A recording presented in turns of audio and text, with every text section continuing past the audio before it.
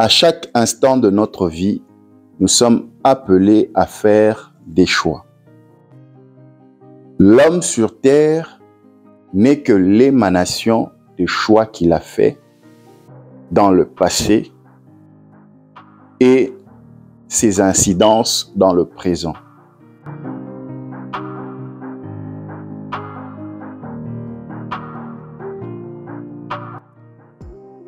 Nous allons parler des choix. Que tu sois aux États-Unis d'Amérique, que tu sois en France, que tu sois en République démocratique du Congo, ou partout dans le monde, tu es appelé à faire le choix. Mais est-ce que les choix que nous posons sont des choix judicieux? Est-ce que les choix que nous posons dans nos relations, dans nos activités, sont des choix judicieux? Nous sommes en pleine crise économique et financière à travers le monde. Et ceux qui vivent aux États-Unis d'Amérique le ressentent.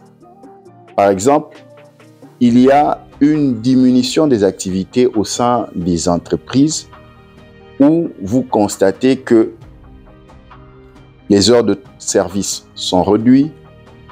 Vous constatez aussi qu'il y a des changements de position. Vous étiez en train de travailler en position assis, on vous demande de passer en position debout. Vous constatez que certaines entreprises sont en train de se délocaliser.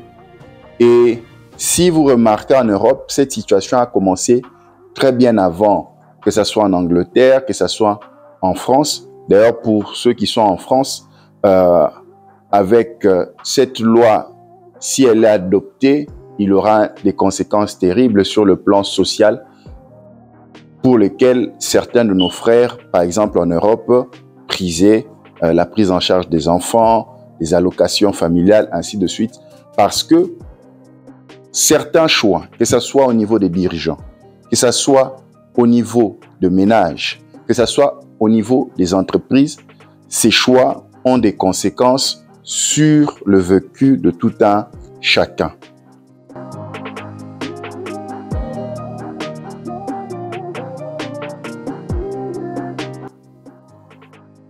On ne peut baser un choix sans tenir compte de stratégie. Quelle est la stratégie que vous voulez atteindre lorsque vous menez votre choix? Mais pour beaucoup de personnes, ils posent des choix sans réfléchir. Tu étais dans une entreprise A, tu décides de quitter l'entreprise A pour aller à l'entreprise B, sans pour autant mis autour de toi des garde-fous qui te disent que si je pose ce choix, voilà, je serai à l'abri de tels problèmes ou voilà, je ne serai pas à l'abri d'autres problèmes. Mais pour la plupart du temps, nous passons à poser des choix.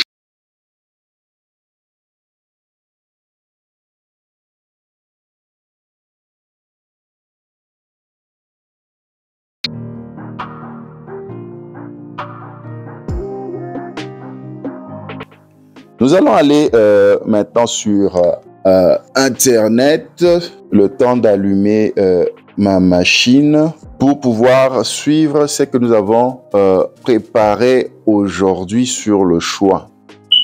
Sur le choix, où nous avons des éléments qu'on a préparés sur le choix. Nous sommes l'émanation de nos choix. Tu ne peux pas poser des choix sans stratégie. Tu ne peux pas. Parce que si tu poses ton choix sans stratégie, il y a un effet retour.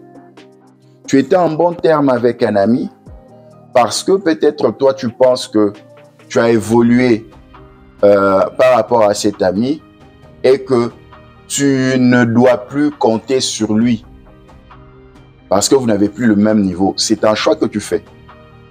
Et lorsque tu poses ce choix envers ton ami, et tu regardes en retour la réaction qui devient froid envers toi, ce n'est pas de sa faute. C'est le fait que la stratégie que tu as menée, par exemple par complexe d'infériorité ou par complexe de supériorité, a des conséquences.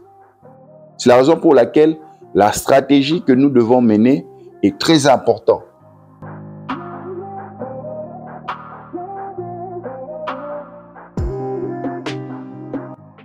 Tu es aux États-Unis, tu habitais chez tes parents, tu te dis non, je vais aller habiter chez moi parce que j'en ai la capacité. Oui, c'est bien, mais tu n'as pas tenu compte d'une certaine stratégie en évaluant la conjoncture économique, par exemple, pour dire que non, les loyers vont augmenter dans les appartements. Voilà, il y a une baisse d'activité et cela engendre certains process dans l'évolution des prix, mais tu n'as pas pris en compte. Mais lorsque tu quittais la maison familiale, tu te disais seulement « mon choix est basé sur l'émancipation ». Mais tu as basé ton choix sur l'émancipation sans tenir compte de la répercussion, par exemple, sur ta capacité financière à pouvoir vivre seul. Mais tandis que sur le toit familial, tu avais le temps, même si tu travaillais quelque part, de pouvoir mobiliser des fonds pour tes projets, par exemple, de scolarité ou pour tes projets futurs dans divers domaines. Nous allons sur le plan même des églises. Tu étais collaborateur dans une église donnée, tu priais là-bas, mais parce que tu as tel don spirituel ou telle capacité ou parce que tu pensais que tu étais l'élément moteur, tu t'es dit non, il est temps que je puisse me retirer de cette église. Oui, c'est bien, tu as posé ton choix, mais est-ce que tu as tenu compte que dans une église, par exemple, c'est une communauté et chacun a sa grâce dans cette communauté et les ministères sont divers. Et lorsque tu vas, tu te rends compte que tu as un problème d'abord d'entourage, de confiance, parce que de là où tu viens, tu avais une équipe, il y avait une stratégie. Mais de là où tu vas, tu dois tout reconstruire seul. Tu dois tout recréer seul. Trouver des collaborateurs, trouver ceci, cela. Et peut-être parce que tu as vu que tu es influencé, parce que tu es sollicité par des frères et sœurs de la communauté, tu penses arriver. Mais lorsque maintenant, tu dois tenir compte du leadership dans ton travail, tu te rends compte que tu n'es pas leadership. Tu n'es pas leader. Tu n'as pas cette capacité de pouvoir leader et ni de pouvoir manager. Et tu te rends compte que pour te lancer dans tes activités, tu ne te lances pas, tu commences à stagner.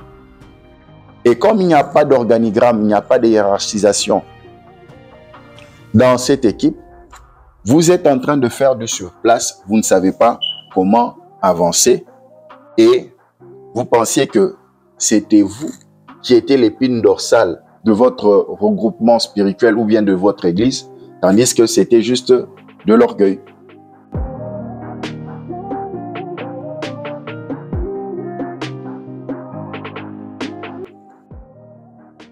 Nous allons terminer par un point capital. Qu'est-ce qui nous pousse à faire nos choix? Qu'est-ce qui nous pousse à poser des actes en tenant compte de nos choix? La plupart du temps, ce sont nos sentiments. Les sentiments humains peuvent être des alliés comme des ennemis à l'évolution de tout un chacun. L'homme prétend se développer, l'homme prétend aller de l'avant, mais il oublie qu'il vient d'un cercle, d'une communauté pour lequel il doit avancer. Non, voilà, moi j'ai atteint ceci, maintenant toi tu peux faire ça. Tu n'as même pas pris le temps de poser la question, mon frère, ma soeur, voilà j'ai une préoccupation, pourquoi tu ne fais pas ça? Tu ne poses pas le pourquoi, mais parce que tu as fait ton choix de penser que tu étais meilleur que l'autre, tu vas directement dans les invectives.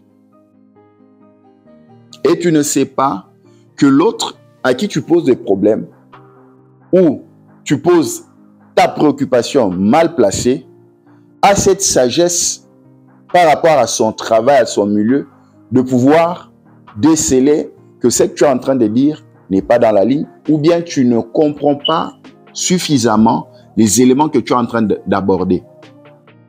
C'est très important lorsque l'on pose ses choix de pouvoir mettre de côté son ego, de pouvoir mettre de côté sa manière de voir les choses. Ce que tu es aujourd'hui n'est pas ce que tu seras demain.